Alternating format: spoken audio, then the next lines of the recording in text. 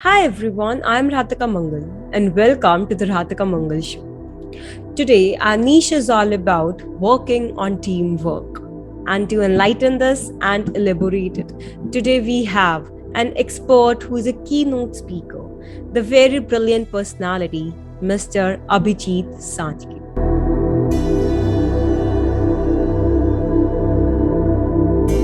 Hi, sir, and welcome to the Radhika Mangal Show. Welcome. Thanks for inviting me. Thank you, sir. It's our pleasure to have you. So, sir, today our niche is all about teamwork, working on teamwork. Okay. So, first of all, I would love to know from you that are you a person working with the teamwork or working independently? तो ये contextual है, ऐसे नहीं है कि कोई team player है या कोई इंडिविजुअली काम कर रहा है.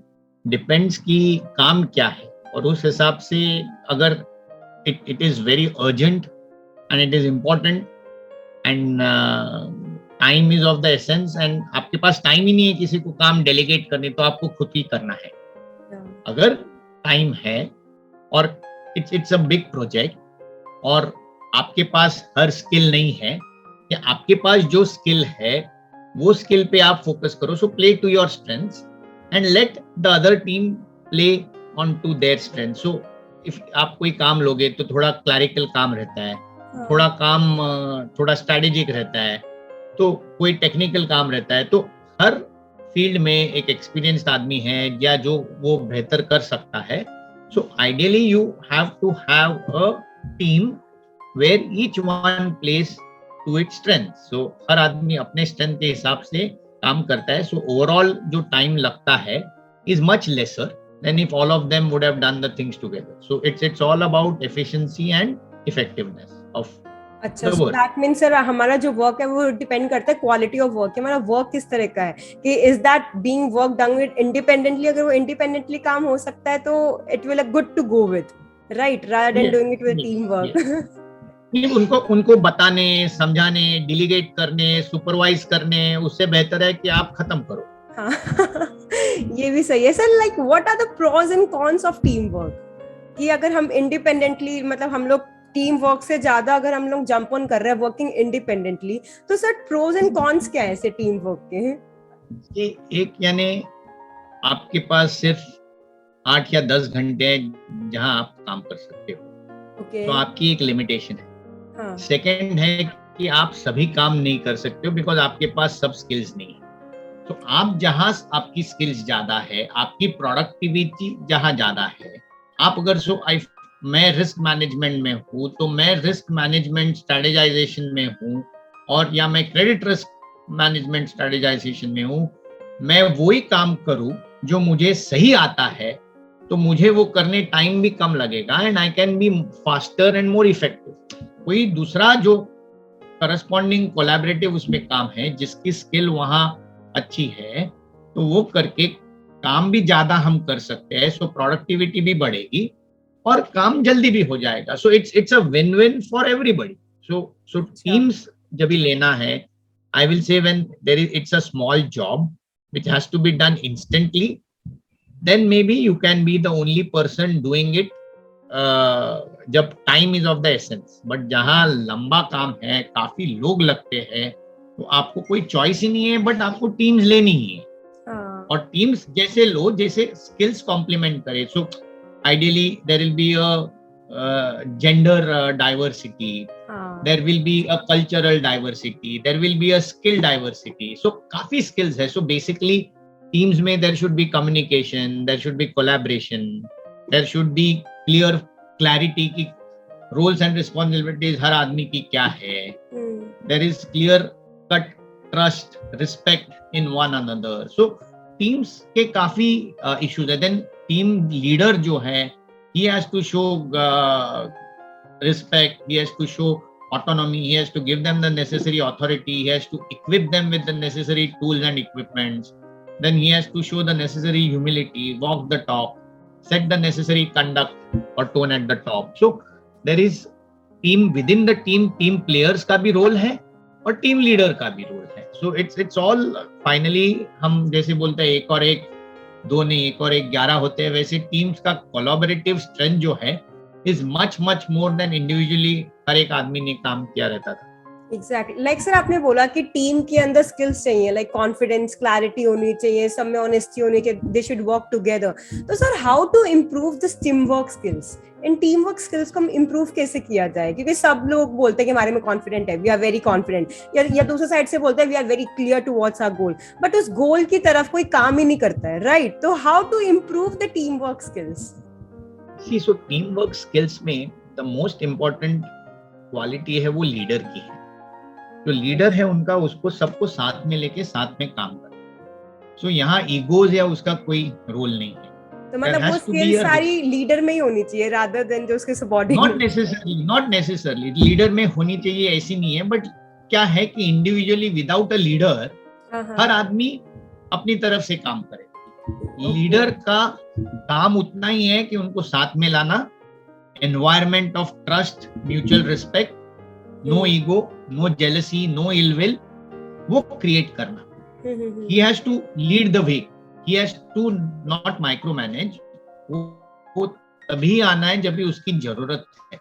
बट एक लीडर है कि अगर कोई कॉन्फ्लिक्ट होवे, बिकॉज नेचुरल ह्यूमन टेंडेंसी है, किसी को ऐसा नहीं होना चाहिए कि किसी को कोई क्रेडिट दूसरा ले रहा है, या किसी को कुछ अच्छा काम किया उसको एप्रिसिएशन, रिकग्निशन, रिवॉर्ड. अगर कोई सही काम किया है तो हर उसमें भी there has to be a healthy competition between the teammates. It is not that in fighting हो.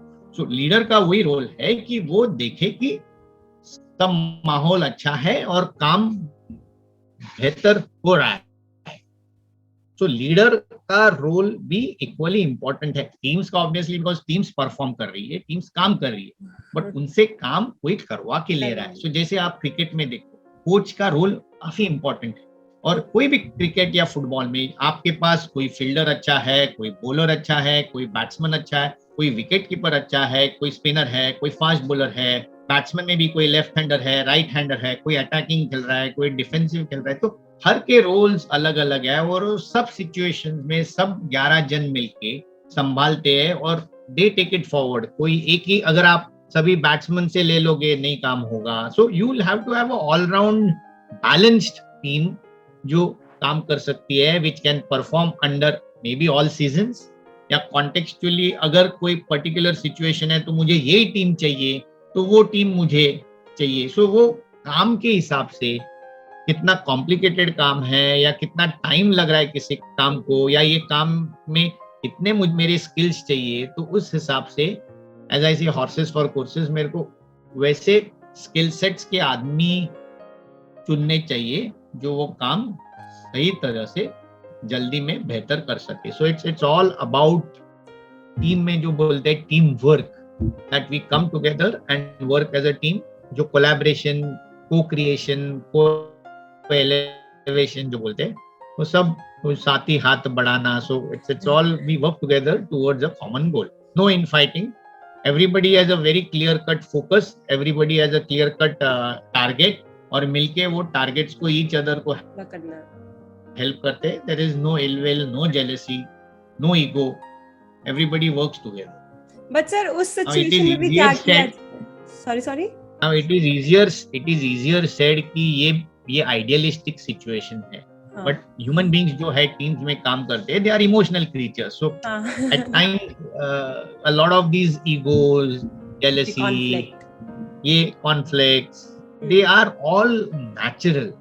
So that is where I think an outsider who's a leader has to make that things balanced. People have to be adaptable, people have to appreciate हर आदमी के हर अलग अलग emotions है, उनके हर pressures different है, उनका work style अलग है.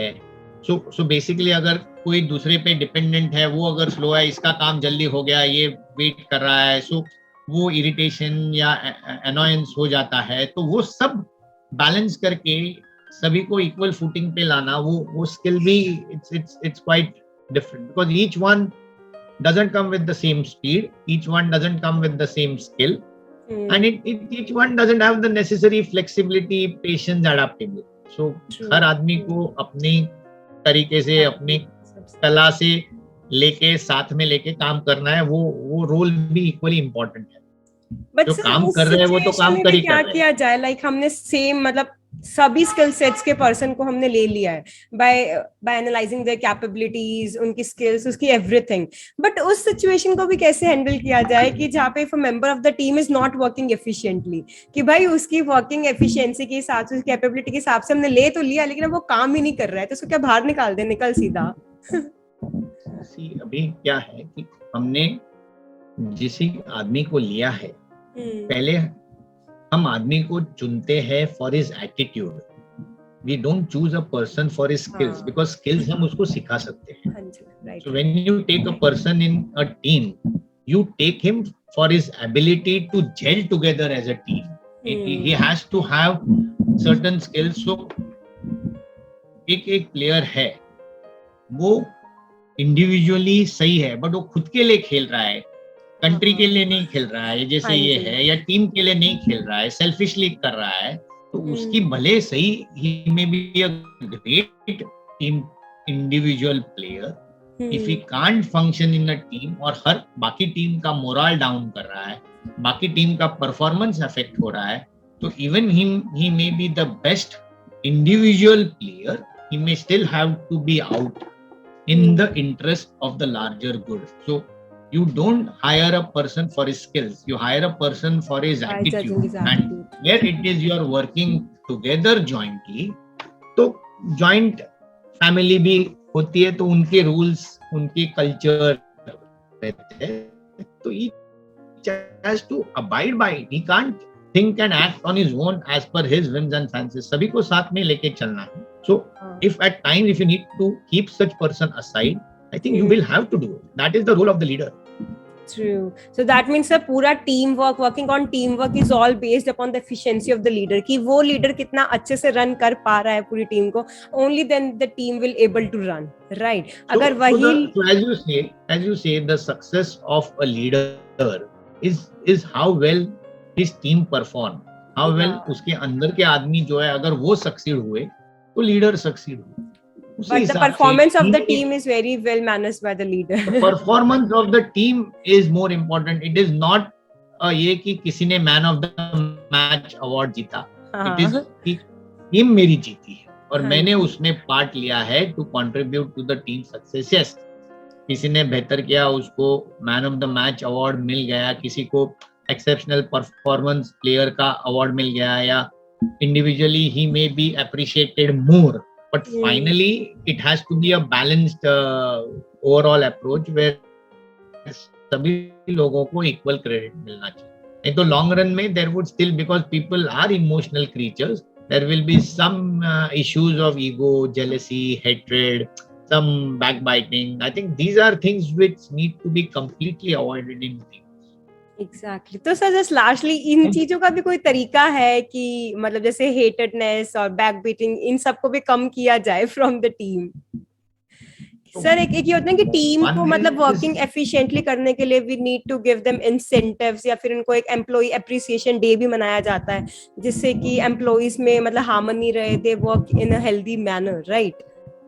तो इन सब चीजों से लाइक बैकबीटिंग एंड ये सब चीजें कम हो सकती है, like they can work towards honesty, और what are the other methods? So first is, मैंने ये टीम फॉर्म क्यों की है, उसका मकसद, दैट ये जो मकसद है या जो रोल है या गोल है, that has to be absolutely clear. मैं क्या करना चाहता हूँ ये टीम के साथ, वो अगर क्लियर है, then secondly each team player की क्या रोल है, क्या रिस्पॉन्सिबिलिटी है, क्या करना है, कब करना है, कैसे करना है, वो सब डिफाइंड होना चाहिए, and everybody has to be aware of. तो one, there is a role clarity, one, there is a clear focus. मुझे राइट टूल्स एंड इक्विपमेंट है परफॉर्मेंस करने के लिए, मेरा कल्चर सेट हुआ है राइटली, मेरे वर्क प्रोग्रेस हो रहा है, वो टाइमलाइंस है, वो इमीडिएटली समझ के उसको कैसे हम रेक्टिफाई करें, वो टाइमली हो रहा है. सो सब मॉनिटरिंग सही से हो रही है. बीच में किसी ने अच्छा काम किया, रिस्पेक्ट करो, एप्रिशिएट करो, एक्नॉलेज करो, वो सब हो रहा है. मोटिवेट करो, इंस्पायर करो. So all those things have to happen and you have to move in the clear cut direction कि मुझे मेरा goal target कैसे अच्छी तरह से जल्द करना है. So it's all about coordination, it's all about unity, it's all about cohesion, it's all about bringing all of them together on a common table. और साथ मिलके हमें काम करना है, साथ मिलके एकजुट होके काम करना है और एक निश्चय है, ये है संकल्प है, वेरी क्लियर कट का फोकस के साथ जो करना है.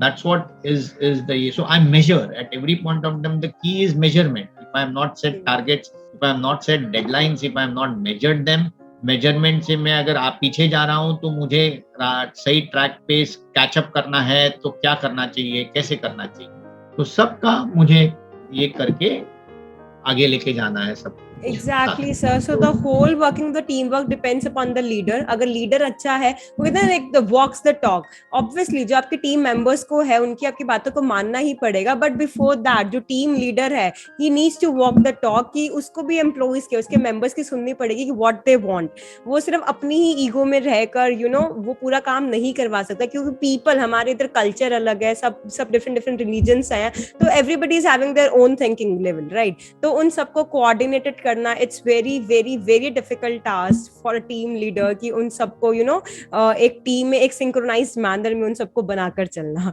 राइट? तो ये जो पॉइंट्स आपने जो बोला है कि टीम लीडर का रोल इम्पोर्टेंट है, बट ऐसे नहीं कि बिकॉज वो टीम लीडर है, उसको अथॉरिटी है, तो किसी को उसको फॉलो करना है, उसको मानना है. बेसिकली उसको मानना है because he is respected.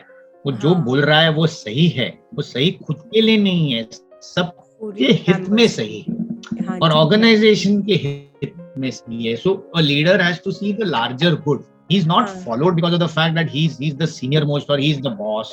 He is followed because he is respected and what he's doing is right और सबके भलाई के लिए वो सही है, इसके लिए उसको फॉलो कर रहे हैं. And that is the role of a leader, to get everybody together. Now basically after a certain point of time the teams get so used to each other that the role of the leader slightly decreases. उसकी management जो है, उसका time जो जा रहा है ये सब कोऑर्डिनेशन करने में वो कम होता है, बट वो अपने आप फंक्शन होता है ऐसे ऑटो पायलट मोड में. So that's over a time that will happen.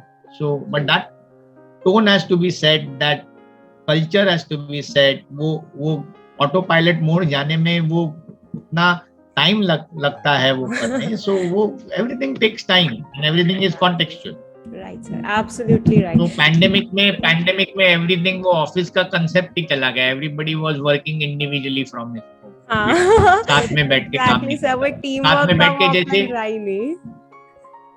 And अगर दूसरा आदमी कोई काम कर रहा है, जैसे एग्जाम में हम पढ़ते हैं, हम एग्जाम घर में पढ़ते हैं या लाइब्रेरी में पढ़ते हैं, तो लाइब्रेरी में बाकी लोगों को देख के we also get inspired and we study more. So efficiency बढ़ती है, इफेक्टिवनेस बढ़ता है. सो टीम एक साथ रह के काम करती है तो एक से दूसरा इंस्पायर होके या ऑब्वियसली साथ में प्रैक्टिस करके, साथ में काम करके, कुछ प्रॉब्लम है वो इमीडिएटली क्लैरिफाई करके, वो ये भी काफी अलग है. सो each has his own advantages and disadvantages, but yes, exactly. But overall, a team will always perform better if managed better than an individual person. True, exactly right, sir. Thank you so much, sir. It's lovely to have you, and we lot to understand that working on teamwork is very, very, very important, not for the members of the team, but for the team leader also. Thank you so much, sir. Yes.